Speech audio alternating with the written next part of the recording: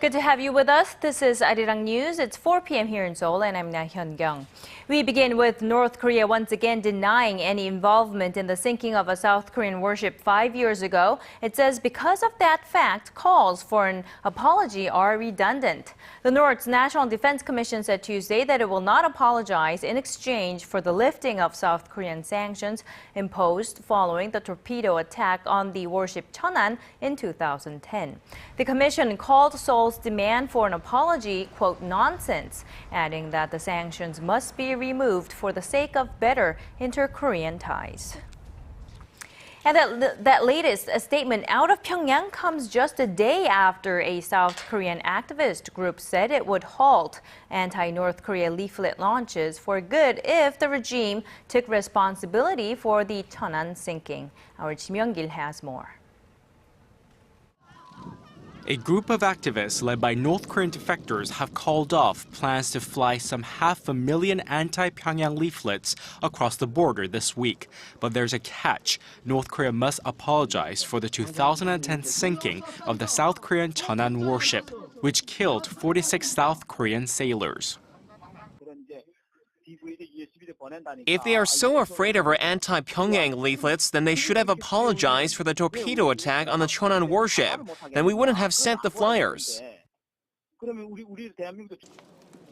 The activists said they will still send the leaflets and copies of the U.S. film The Interview if Pyongyang ignores their demand.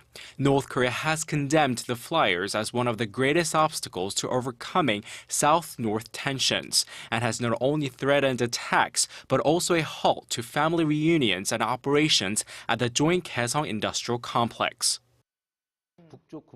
We've seen in previous cases where North Korea stopped work at the Kaesong industrial complex because of anti-Pyongyang leaflets and limited access to the industrial park. The South Korean government says it does not have legal ground to curb such civic activities, but has asked the group to make wise decisions. The issue has raised safety concerns among residents in border regions. Last October, the two Koreas exchanged gunfire after the North attempted to shoot down balloons carrying similar leaflets. Ji ARIRANG News. Responding to North Korea's latest claim that it would not be afraid to fire off nuclear weapons if it felt cornered, the U.S. has urged Pyongyang to abandon its nuclear program. U.S. State Department Deputy Spokesperson Marie Harf said Monday Washington time that the complete, verifiable and irreversible denuclearization of the North is required by multiple UN Security Council resolutions. Harf was responding to an interview given by the North Korean ambassador to Britain, who said Pyongyang would use nuclear weapons if Washington struck with nuclear weapons first. She said Washington remains fully prepared to take action against any North Korean threats, and she affirmed America's commitment to defend itself and its allies. Amid lingering speculations that the U.S. is thinking about deploying its missile defense system to South Korea, more U.S. experts have weighed in on the issue. They say the deployment is the, quote, minimum operational strategy necessary to counter North Korean threats. Our Connie Kim tells us more. U.S. experts are throwing their support behind the possible deployment to South Korea of the American missile defense system, saying it'll make North Korea think twice before launching provocations. Ben Jackson, who served as a policy advisor at the Office of the U.S. Secretary of Defense, said the potential THAAD deployment wouldn't solve all the security issues, but is a minimum necessary measure to sleep in regards to the North's nuclear and ballistic missile threats. Speaking at a seminar in Washington hosted by Asan Institute for International Policy, Jackson said it is better to have more missile shields as long as the price is right. He added that the optimal outcome would be the integration of South Korean and U.S. systems. Daniel Chu, a former U.S. Deputy Assistant Secretary of Defense, said China should rather start working with Washington on North Korea if it is concerned about the implications THAAD would have beyond countering North Korean threats.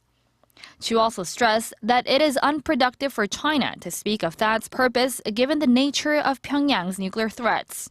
China strongly opposes a possible deployment as THAAD's radar system, which can cover 2,000 kilometers, could be used to monitor parts of mainland China, including Beijing.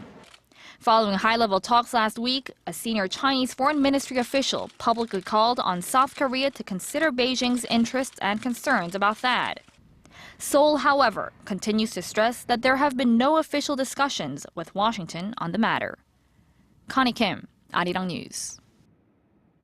The date of Japanese Prime Minister Shinzo Abe's visit to the U.S. has been set. Tokyo says he will embark on a week-long trip on April 26th.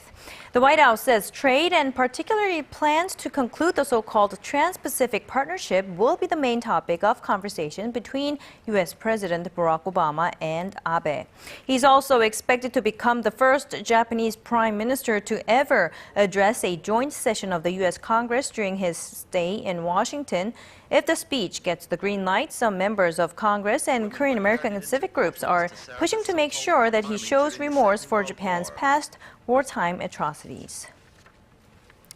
Well, a video clip posted on the website of the Japanese embassy in the U.S. is raising some eyebrows in Korea. The video, titled "Nation Building in the Post-War Era, Japan as Reliable Partner," says Tokyo created peace and prosperity in Asia, providing economic assistance to Asian countries.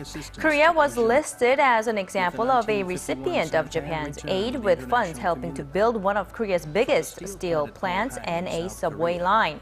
While the content of the video is accurate, the timing of the video's release, about a month before Japanese Prime Minister Shinzo Abe's trip to Washington, is causing speculation. Now, there is concern that he will not apologize for Japan's past historical wrongdoings during his trip to the White House. It encouraged a steady flow of private investment.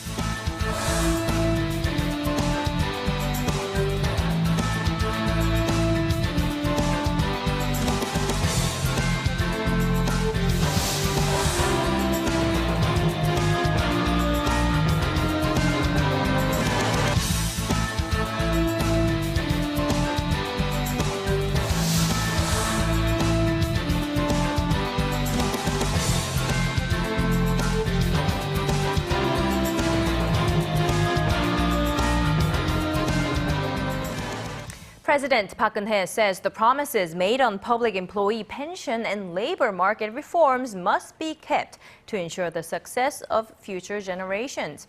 At a meeting with her senior secretaries today, the president referred to the upcoming deadlines for the reform plans, stressing that the reforms cannot be carried out without cooperation from Parliament and related parties. She called on the administration to meet the deadlines through dialogue and compromise.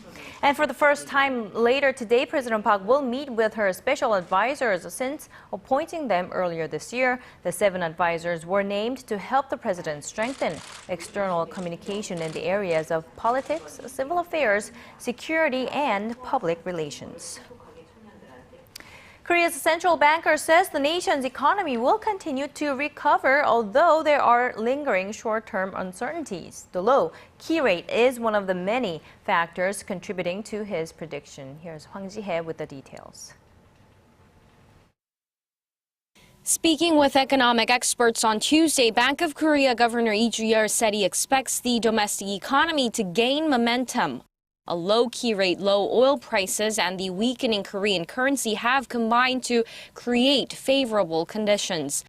The central bank cut its key rate 3 times in the last 8 months, lowering it to a historic low of 1.75%. Those reductions were part of the government's efforts to keep the economy on a recovery track, and they've boosted home transactions by nearly 20% in Seoul over the last month. The record low key rate has also led to a sliding Korean won. That's good news for local exporters. The currency decreased by around 5% against the U.S. dollar from a year earlier, raising the price competitiveness of local exporters in the global market.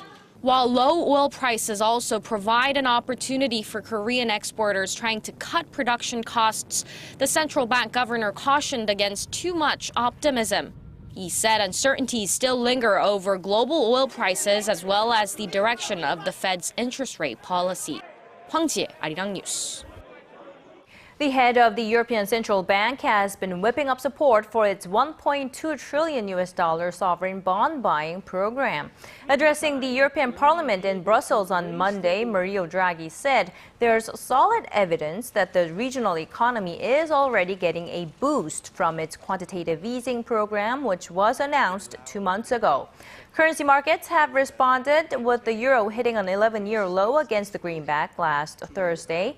On rising deflation fears, Draghi predicted that the inflation rate of the eurozone would pick up by the end of this year due to a rebound in oil prices and the depreciation of the local currency. And back here in the nation, the Incheon Free Economic Zone opened up a promotional hall this Tuesday to boost its status as a regional business hub. Also known as the IFEZ, the International Business Zone is part of the government's deregulation drive aimed at attracting multinational companies and foreign investments. Korea is competing with established business hubs in Northeast Asia like Singapore and Hong Kong. The zone aims to strengthen technology-based businesses and the service sector. Experts predict that IFEZ will be one of the biggest beneficiaries of the current government's commitment to deregulation. Trying to remove water from windows or glasses without leaving smears or smudges can be a real hassle sometimes, but thanks to a local research institute, we may no longer have to deal with that hassle. Lee Ji-young tells us more. Driving in the rain can be dangerous, especially when you can't clear your windshield properly. A research team at the Korea Institute of Science and Technology has developed a solution to that problem, and they took a few cues from nature. When you look at a flower petal, water rolls right off it.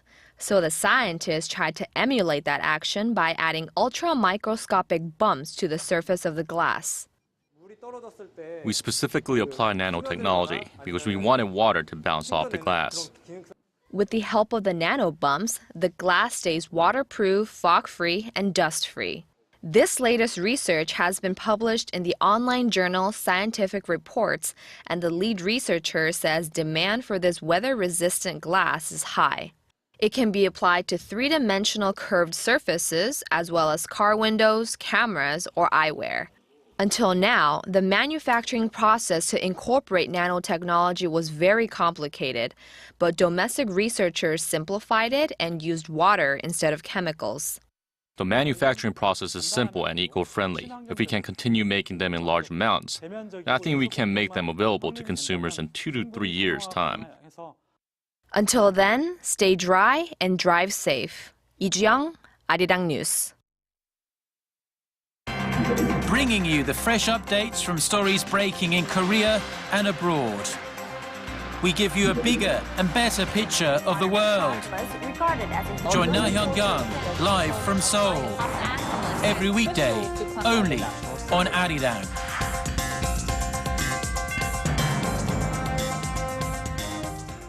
A deadly multiple vehicle pileup in Peru has reportedly killed 37 people and left about 70 others injured. Authorities say the crash happened early Monday in north-central Peru after a bus suddenly swerved into oncoming traffic, crashing into 2 other buses and a truck. Local media is reporting that a delegation from the worldwide missionary movement was on one of the buses. Initial investigations suggest the driver of the bus had fallen asleep at the wheel. While deadly bus accidents are not uncommon in Peru, this is the country's deadliest since October 2013. And the world has been joining Singapore in mourning the death of a legendary leader, Lee Kuan Yew, who oversaw 3 decades of development, transforming the port city-state into a global financial hub. China called the 91-year-old, quote, an influential statesman and strategist. Indonesia remembered him as an inspirational leader in Asia, and Malaysia noted that Lee's legacy will be carried forward with the future of Singapore. Starting tomorrow, mourners will be able to pay their respects at the Parliament building, where Lee's body will lie in state. On Sunday, world leaders, including Korea's President Park Geun-hye, will join Singaporeans in a state funeral. His body will then be cremated in a private ceremony, just as his wife's was 4.5 years ago. A study conducted by a local think tank says Korea has a high level of social conflict in comparison to rankings for 24 other OECD member nations. And apparently these divisions are taking a toll on the economy. Our Kwon So-ah has the story.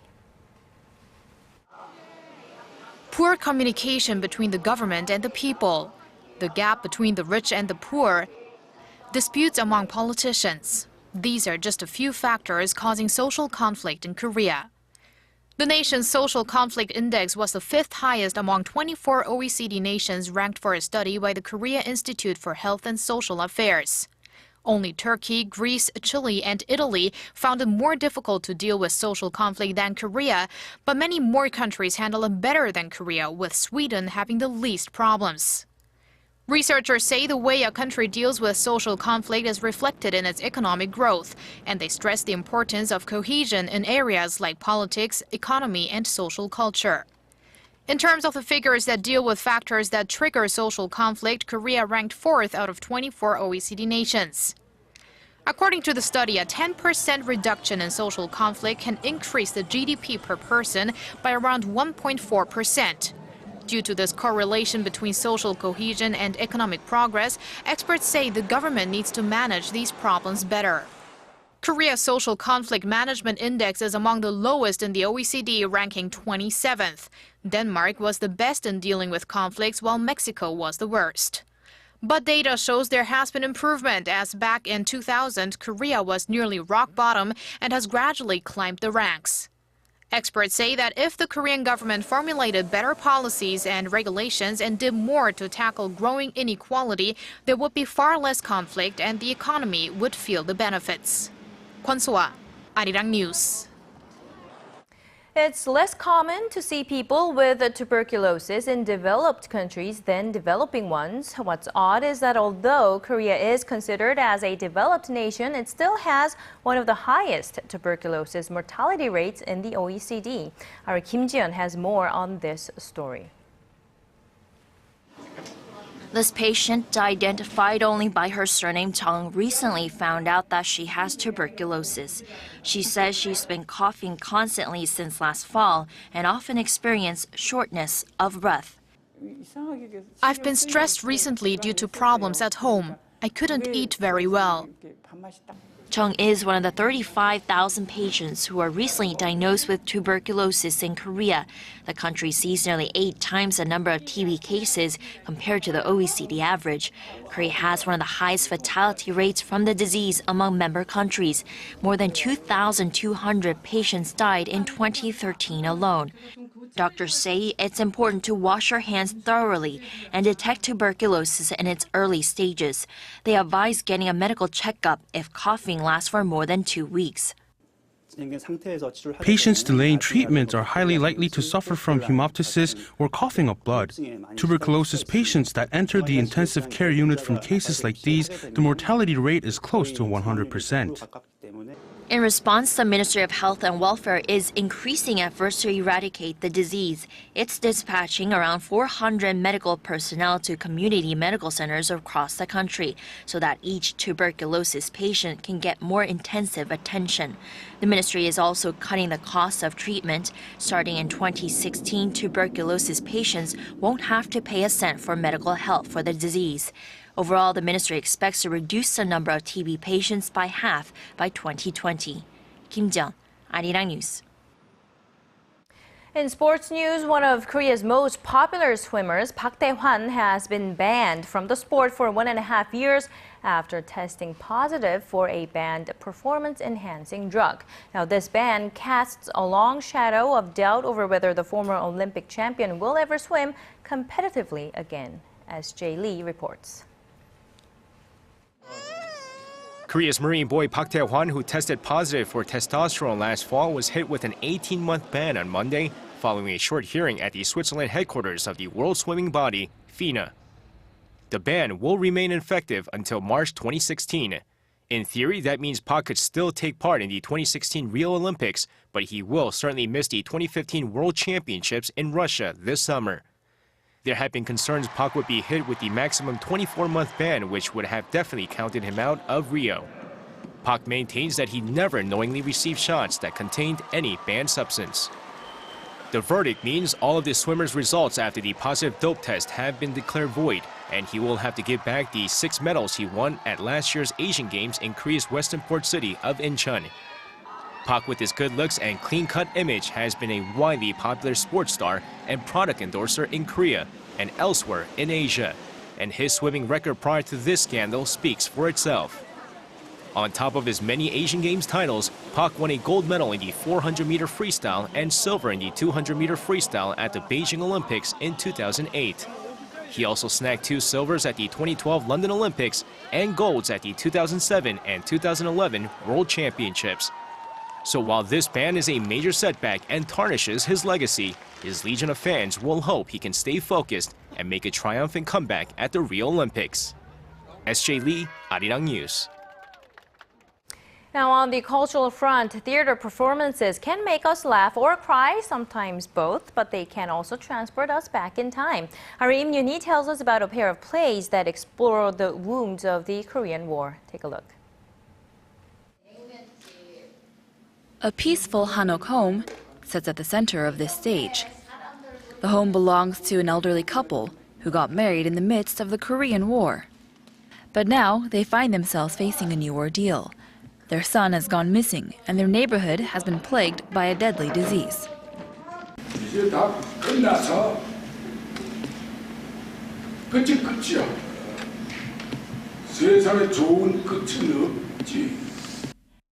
The couple are the last ones left in an abandoned village and must come to terms with leaving their home.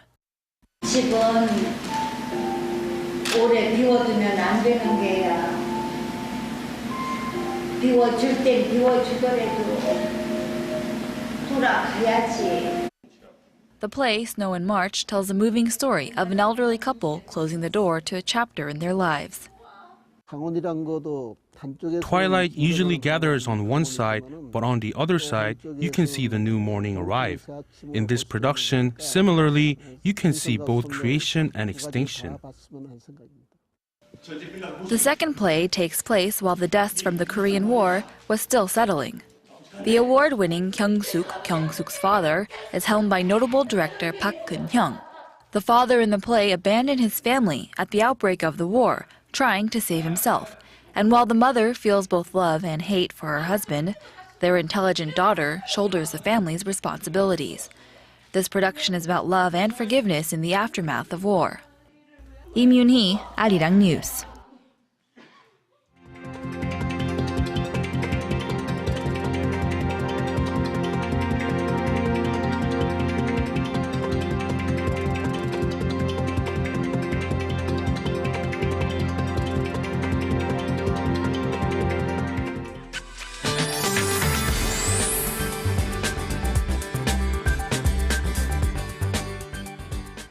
Welcome back. I'm Michelle Park here with the latest weather forecast. Cold wind continues to blow across the country.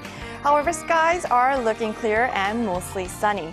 Now, today's daytime highs should be on par with or slightly higher than yesterday, but with the wind, it feels like a chilly 8 degrees. Now, cool gusts are expected to calm down by tomorrow afternoon, so make sure to bundle up until then. Now, dry weather continues to get worse and alerts are still in effect over most regions.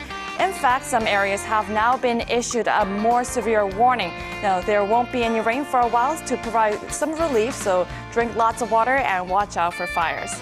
Now, with that in mind, let's have a look at the readings for today. So it will be lingering around 13 degrees this afternoon. Meanwhile, the southern regions such as Gwangju and Busan will also linger in the teens. Now, moving over to other regions, Jeju Island gets up to 11, Dokdo hits to 7, while Mankungang tops to 1 degree. Well, that's all for now. I'm Michelle Park, and here's a look at the weather conditions around the world.